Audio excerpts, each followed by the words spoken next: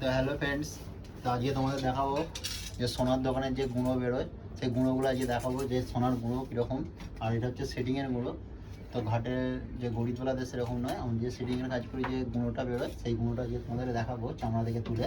এই হচ্ছে চামড়া, যা সমস্ত যে কাজগুলো করি এই চামড়ার মধ্যে গুঁড়ো পড়ে থাকে, সেইগুলোই এবার ছেড়ে পরিষ্কার করে তুলতে হবে। সেটাই তোমাদেরকে দেখাবো যে কেমন গুঁড়ো বেরোচ্ছে।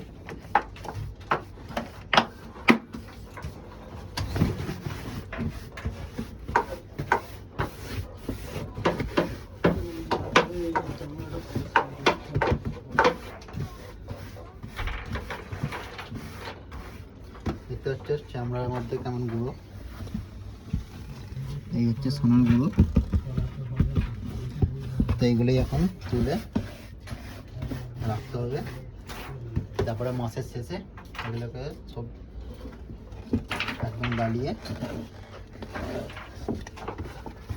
তো দেখো সামনে আসো, তো এই হচ্ছে সোনার গুঁড়ো। দেখো, তো আজকে যেরকম অল্প কাজ করেছি সেরকম গুঁড়ো দেখতে পাচ্ছ চকচক করছে যেগুলো, এগুলো হচ্ছে সব সোনার গুঁড়ো। তো এগুলো হচ্ছে পুড়িয়ে ভালো করে ধুয়ে আবার গালাতে হয়, মাছের শেষে এগুলো মিলিয়ে দিতে হয় ছেলেদেরকে। এই হচ্ছে সোনার গুঁড়ো। তো ভিডিওটা কেমন হয়েছে অবশ্যই জানাবে কমেন্টে। Tata, bye bye.